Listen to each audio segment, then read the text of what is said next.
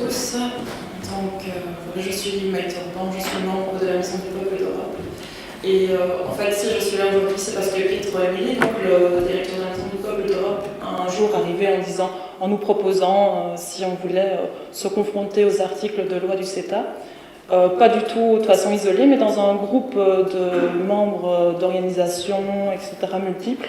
Donc il y avait Bruno Pousselet du CEPAG, il y avait Michel Sermac du CNCD 1111 et il y avait Étienne Lebeau de la CNE, et moi-même, donc citoyenne. Et le but, c'était pour moi de me confronter en fait à la réalité du texte pour aller un peu au-delà des préjugés, dans un premier temps, et dans un deuxième temps, au-delà de tout ce verbage et de toutes ces tournures de phrases très compliquées, de comprendre la philosophie simple qui sous-tend quand même cet accord. Voilà. Donc, je vais essayer de faire au mieux. Je ne suis pas hyper habituée, mais voilà. Et si je dépasse du temps, vous pouvez m'arrêter. Mettez en plein écran. Ah oui. En plein écran. F5. Voilà. Alors j'ai choisi des passages. Donc j'ai choisi de parler de la coopération réglementaire, soit de le chapitre 26. Alors ce chapitre traite de prévenir, éliminer les obstacles non nécessaires au commerce, en créant un climat propice à la concurrence et à l'innovation, y compris par la compatibilité des règlements, la reconnaissance des équivalences et la promotion de la convergence. Donc cette idée de convergence est très centrale dans ce chapitre sur la coopération réglementaire. Et il est aussi central des chapitres suivants, donc des chapitres 27, qui traitent des reconnaissances mutuelles des résultats des évaluations, du chapitre 28 sur les médicaments, et du chapitre 7 qui traite de la mesure sanitaire et phytosanitaire. Ce n'est pas ce qui est ici mis, mais... je comprends tout à fait, en fait, le fait que trouver une convergence est tout à fait nécessaire au niveau du commerce international, dans une certaine mesure, pour éviter les doublons. Et en fait, la question qui s'est posée au niveau de la société civile et des associations et du monde politique, c'est de voir où se trouve justement la limite entre éliminer les obstacles non nécessaires et ne pas éliminer les obstacles nécessaires au commerce, obstacles nécessaires étant en fait les décisions politiques légitimes. Alors, à cela, la commissaire au commerce, Cecilia Malmström, lors de la présentation au Parlement fédéral de mai dernier, a dit qu'il fallait se rassurer que la coopération réglementaire n'empêcherait pas les États de légiférer. Donc il n'y aurait pas de limitation de la capacité de chaque parti à exercer ses propres activités réglementaires, législatives et politiques. Okay. Donc qu'il n'y aura pas de limitation de la capacité de chaque parti à légiférer au niveau des réglementations législatives et politiques. Je confirme que c'est tout à fait correct, que dans le CETA, à plusieurs endroits, et notamment dans le chapitre 26 sur la coopération réglementaire, il est bien noté que les États pourront continuer à légiférer au niveau de leurs normes. Il est noté noir sur blanc. À cela, j'ai trouvé d'autres contre-arguments, donc c'est celui qui se trouve ici, je vous le lis. Si une partie veut introduire de nouveaux règlements, elle doit informer l'autre partie aussitôt que possible des projets de règlements techniques ou de règlements sanitaires et phytosanitaires qui pourraient avoir un impact sur le commerce, de sorte que les observations ou les propositions de modification puissent être prises en considération. Donc ça, c'est ce que je trouve dans la partie coopération réglementaire. Et dans la partie chapitre 7 sur... c'est toujours pas en plein écran. F5. Sur les mesures sanitaires et phytosanitaires, je vous lis, il y a une possibilité de modifier, adopter ou abroger une mesure, à condition de 1. Évaluer si cela a une conséquence sur l'équivalence. 2. Communiquer avec l'autre partie dans un délai qui lui permet encore de formuler des observations en vue de possibles modifications. Donc, si je vous montre ces deux articles tirés du CETA, de deux parties différentes qui sont représentatives en fait de la philosophie. C'est pour vous montrer que finalement la partie peut légiférer, mais sous le conseil de l'autre partie. Avant de pouvoir légiférer, il doit soumettre le texte, et l'autre a un droit de conseil, un droit de regard.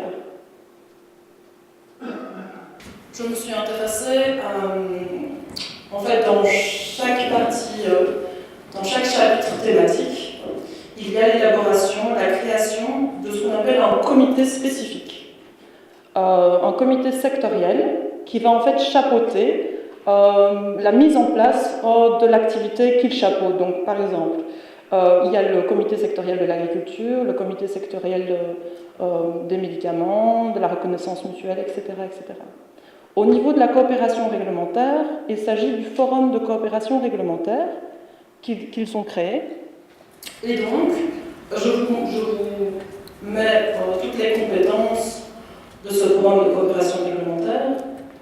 Je peux vous en lire quelques-unes. Donc, améliorer la planification et l'élaboration des projets de règlement, éviter les divergences non nécessaires entre les règlements, discuter de la réforme réglementaire et de ses effets sur la relation entre le Canada et l'Union européenne, envisager le cas échéant de nouvelles approches en matière de réglementation, mieux comprendre les fondements des choix en matière de réglementation, etc. etc. Donc il y a vraiment de larges compétences qui leur sont données. Et en fait, ce forum établit lui-même son mandat, ses procédures, son plan de travail. Il a la capacité d'inviter d'autres parties intéressées. Et dans les autres parties intéressées, donc j'ai mis en gras des représentants du milieu universitaire, des groupes de réflexion, des organismes non gouvernementaux, des entreprises, des consommateurs et d'autres organisations de la façon qu'elles jugent appropriée. Je vous ai mis en haut de page la constitution de ce forum.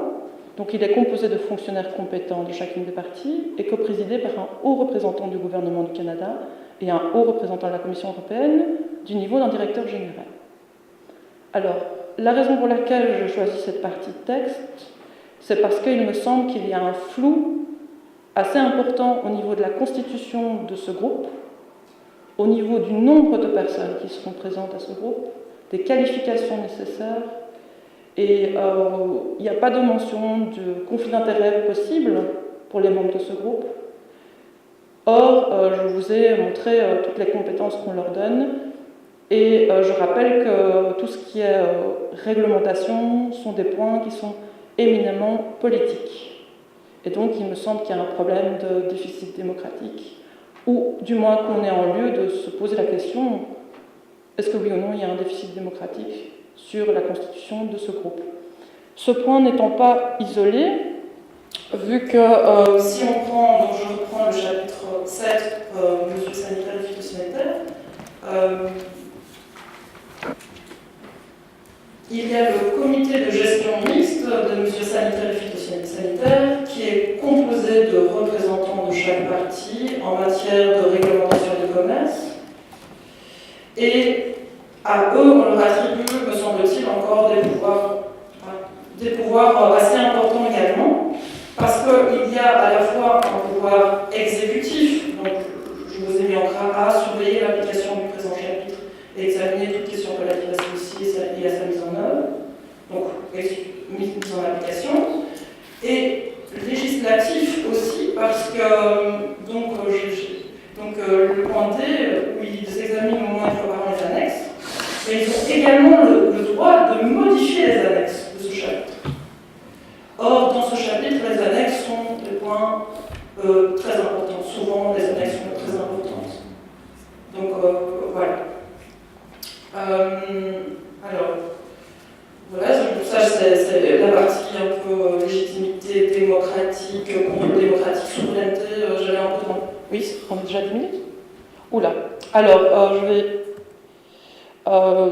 vais dire encore peut-être 2-3 points et puis je vais arrêter. Donc, je me suis intéressée aux exceptions, le chapitre 32, et j'ai vu que la fiscalité se trouve dans les exceptions.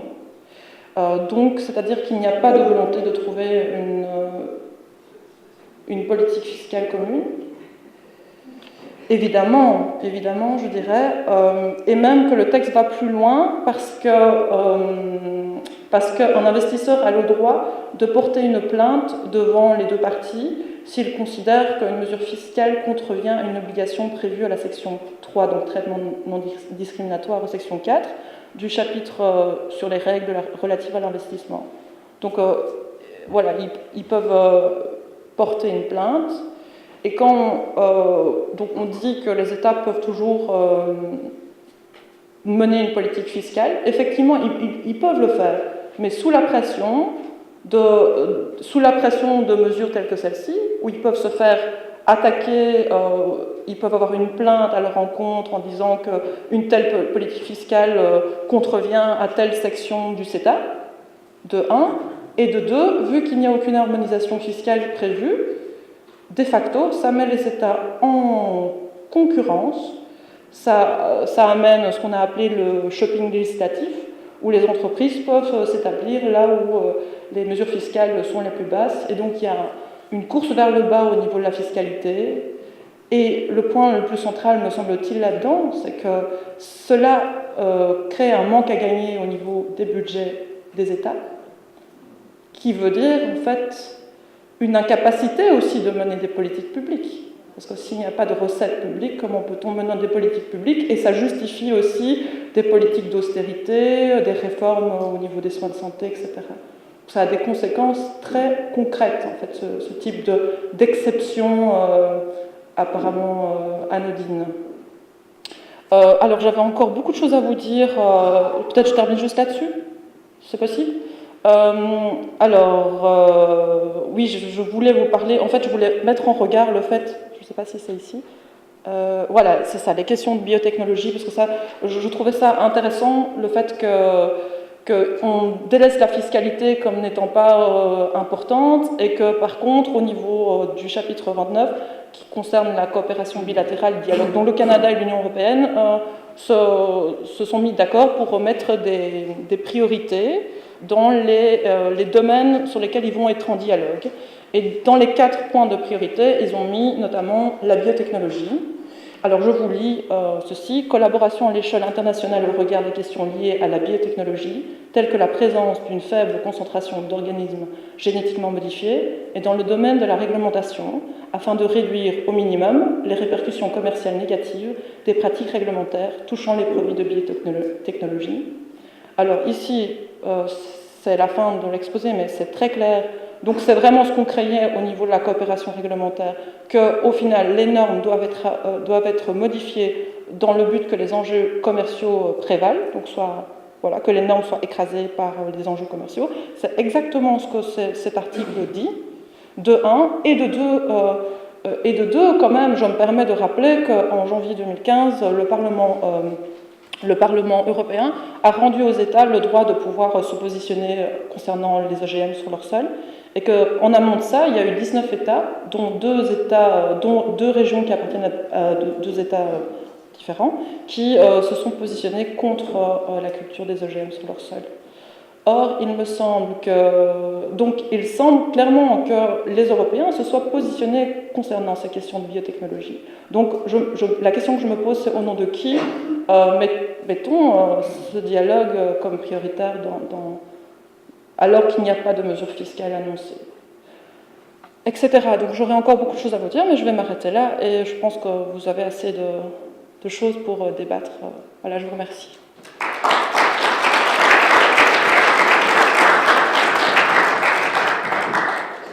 Je m'appelle Guy Van de Berg, je fais partie des millions de citoyens européens opposés au traité transatlantique. Dès 1972, préoccupé par les problèmes complexes auxquels doivent faire face les sociétés en plein boom, le Club de Rome charge une équipe du Massachusetts Institute of Technology de réaliser une grande étude informatisée de prospective. Le rapport Meadow souligne les dangers écologiques de la croissance économique et démographique que connaît alors le monde. À travers les nombreux paramètres en propositions de développement invoqués, le concept de croissance zéro y est largement sous-jacent. Pour cela, les auteurs se sont basés sur 5 tendances: accélération de l'industrialisation, croissance rapide de la population, expansion de la malnutrition, épuisement des ressources non renouvelables, dégradation de l'environnement. Néanmoins, 40 ans plus tard, dire que nous vivons dans un monde fini et qu'il faut ralentir notre croissance économique et démographique en fonction des limites des ressources de la planète demeure largement inaudible. Un exemple frappant remettant en cause le mythe de la croissance et du PIB est bien les États-Unis. Le PIB est supérieur d'environ 30% à celui de la France, alors que la nation américaine détient tous les records du monde développé en termes de malbouffe, de mauvaise santé, de prévalence de l'obésité, d'inégalité, de pauvreté, de violence, de détention d'armes et de personnes incarcérées. Mais un autre monde est non seulement possible, il est indispensable. Rien qu'autour de nous, en Belgique et partout en Europe, des millions de citoyens vivent quotidiennement la transition. S'affranchir des énergies fossiles et sortir du nucléaire est réalisable à moyen terme. C'est essentiel pour contrer le réchauffement climatique et sortir de notre dépendance vis-à-vis du Moyen-Orient et de la Russie. L'agriculture biologique à grande échelle est capable de nourrir l'Europe. Largement bénéfique pour nos santé, le secteur créerait de nombreux emplois, redonnant un sens aux travailleurs et contribuerait à lutter contre l'érosion des sols. L'OMS l'a reconnu. De façon générale, le secteur des technologies propres et renouvelables fonctionne de façon performante depuis des décennies. Accepter les traités transatlantiques TTIP et CETA signifierait un renoncement définitif à tous nos efforts de mettre en place ce monde nouveau. Une société plus sobre, viable, équitable, beaucoup moins violente, où de nouvelles notions de bonheur et de satiété primeront sur le pouvoir de l'argent et l'accumulation des biens matériels. Cette sobriété n'a rien à voir avec l'austérité qu'on nous impose, elle débouche au contraire sur l'élévation des consciences et plus de joie de vivre. Des millions de citoyens ont signé des pétitions dans ce sens, 250 000 personnes défilaient à Berlin il y a peu, mais également en Belgique et en France. Une lecture attentive des traités nous confirme nos craintes. On ne trouve dans ces textes aucun élément susceptible de dépasser les multiples crises sociétales, financières et environnementales actuelles. Il est très clair, par contre, que leur principal objectif est de faire toujours la part plus belle aux entreprises transnationales, tandis que les dernières chances de pouvoir s'y opposer s'évanouiront. Alors que les crises récurrentes paupérisent les populations, il est flagrant que ces puissantes oligarchies de la finance et du commerce mondialisé ne cessent de s'enrichir et sont en train de prendre le pouvoir. La concurrence exacerbée, l'addiction consumériste qu'elles infligent, la spéculation des aliments de base sur l'eau et l'appropriation des terres, le non-respect des lois, le déni du bien-être général nous mèneront tôt ou tard au chaos. Ce qui subsiste de démocratie... Excusez-moi. 4 minutes déjà. Voilà. Donc j'ai terminé. Donc, ceux qui subsistent de nos démocraties seront battus en brèche et nous, citoyens, serons les grands perdants. Créer des lois et faire aboutir des traités sont les prérogatives des politiques, les faire appliquer l'est aussi. Nous savons que de nombreux traités cruciaux sont en attente de ratification et d'application. Sur le démantèlement des armes nucléaires, 19 000 ogives nucléaires sont encore disséminées dans le monde. Le traité sur la non-prolifération des armes classiques, 1 500 milliards de dollars sont dépensés chaque année pour la défense et la guerre, sans oublier les objectifs du millénaire, censés régler les problèmes de pauvreté dans le monde qui n'ont pas abouti. D'après Oxfam, près de la moitié des richesses mondiales sont concentrées entre les mains des 1% les plus riches, tandis que 99% de la population mondiale se partage très inégalement l'autre moitié. Selon les Nations Unies, 1,3 milliard d'individus vivent sous le seuil de pauvreté, et l'on sait combien les laissés pour compte sont le fonds de commerce des extrémismes de tous bords. La Belgique et l'Europe devraient ensemble développer une identité propre de façon indépendante, fondée sur des valeurs démocratiques et progressistes visant la paix, l'équité, la tolérance et l'épanouissement des citoyens. Et nous pensons que les États-Unis, ni TTIP CETA, ne nous seront du moindre secours pour atteindre ces objectifs. Par contre, s'atteler à faire appliquer les traités en suspens qui visent à sauver l'humanité est urgent. Au nom de nos enfants et petits-enfants, merci de votre écoute.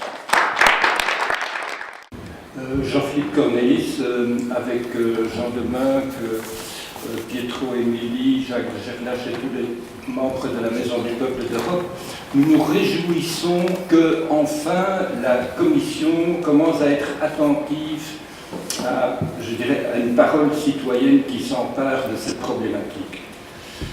Cependant, ce que je voudrais vous apporter ici, c'est un point de vue d'un capitaliste. C'est un prix Nobel en économie, c'est Joseph Stiglitz, qui vient d'écrire un ouvrage remarquable qui s'appelle « La grande fracture », qui dénonce la déglingue totale de leurs systèmes sociaux aux États-Unis et qui est lui aussi très, très opposé aux traités commerciaux.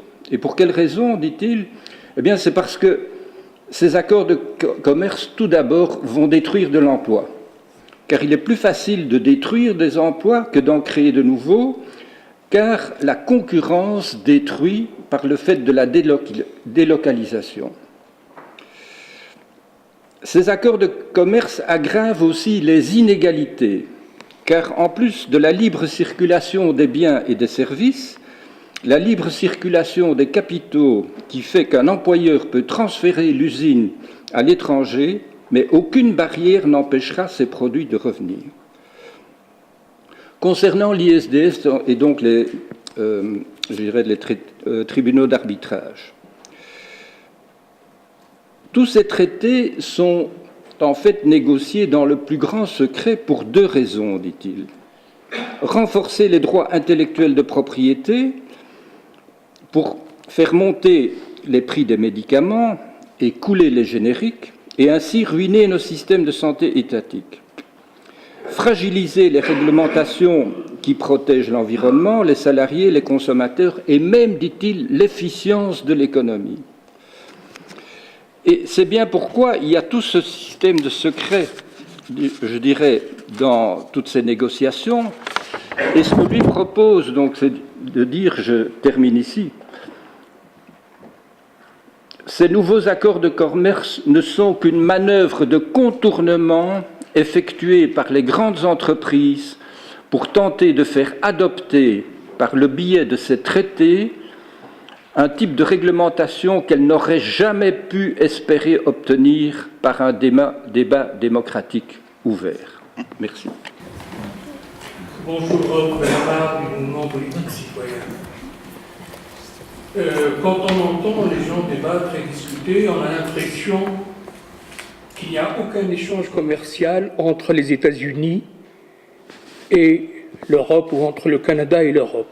Et on dirait que ce traité est vital et que sans ça, nos relations commerciales n'existent pas. Et de deux, je voudrais attirer l'attention sur quel traité on se focalise. Actuellement, on se focalise en général sur le TTIP. Et tout le monde ne parle que le TTIP. Monsieur du FDF parle du TTIP, il oublie que le CETA existe. La différence entre le CETA et le TTIP, l'un est clôturé, les débats sont clôturés, l'autre est en discussion. Donc le plus dangereux, c'est celui qui est clôturé et qui passera devant le Conseil des chefs d'État en février prochain, février 2016. Il est en train d'être actuellement traduit dans toutes les langues des pays européens et il passera. Donc, notre priorité, parce qu'on s'est trompé de priorité, c'est de s'attaquer à bloquer le CETA avant de bloquer le TTIP. Car si le CETA passe, même si on gagne contre le TTIP, le résultat est nul et non avenu. Parce que, avec le traité de libre-échange entre le Canada, les États-Unis, le Mexique, etc., toutes les multinationales américaines peuvent avoir des filiales au Canada pour appliquer tout ce qu'on combat dans le TTIP, parce qu'ils se retrouvent dans le CETA. Parce que les tribunaux d'arbitrage ne sont pas éliminés au CETA. Ils existent dans le CETA. C'est contre ça qu'il faut se battre. Et j'aimerais qu'on lance une campagne, comme on a lancé une campagne contre le TTIP, lancer une campagne contre le CETA pour le bloquer définitivement. Parce qu'en février, on va déterminer s'il est un traité mixte ou non. On a la chance ici, en Belgique, le seul pays où le chef de l'État, enfin le Premier ministre, ne peut donner son accord que s'il a l'aval des 4 gouvernements, enfin de tous les gouvernements belges. Et c'est notre seule chance de pouvoir l'arrêter. Merci. Cécilia Malmström a essayé de récupérer une certaine légitimité de fond, en disant, en promettant qu'à l'avenir, les négociations vont, d'autres projets vont respecter les droits de l'homme et les services publics et tout ça. Mais elle ne parle pas des traités. Si cette promesse était crédible, ça voudrait dire que ça devrait s'appliquer aussi pour ces traités-ci. Donc leur négociation devrait être remise en question et appliquer ces promesses qu'elle fait pour l'avenir. Elle devrait le promettre aussi pour les traités CETA et TTIP. Or, elle ne parle pas de ça du tout. Donc ça veut dire qu'elle essaye de récupérer une certaine légitimité sur le fond et de nous endormir avec ça pour nous berner, alors qu'en réalité ça ne s'appliquera jamais parce que les traités seront passés avant et auront éliminé toute possibilité de remise en question, parce que ce sont des traités qui sont contraignants et qui sont irréversibles. Et ça, c'est quelque chose qui est très, très important. D'autre part, l'irréversibilité est antidémocratique, puisque justement la démocratie, à la différence des religions, peut être remise en question à chaque élection. Tandis que si on fait un traité qui est irréversible, ça veut dire que la politique, elle peut, on met la politique à la poubelle. Donc les élections, ça ne sert plus à rien, puisque c'était écrit, et alors c'est devenu un texte sacré, qu'on ne peut plus rien changer. Bon, donc, donc ce qu'il y a, c'est que ces traités devraient, donc ces négociations devraient se faire avec d'autres négociateurs qui représentent nos valeurs et pas les valeurs des commerçants, des multinationales et des financiers. Ça doit être des gens qui sont élus par les peuples et qui ont promis de respecter nos valeurs. Et alors là, on pourra alors aller leur demander des comptes. Vous avez promis ça, vous ne l'avez pas fait. Donc vous avez un comportement illégitime. Là, ici, les multinationales n'ont jamais rien promis.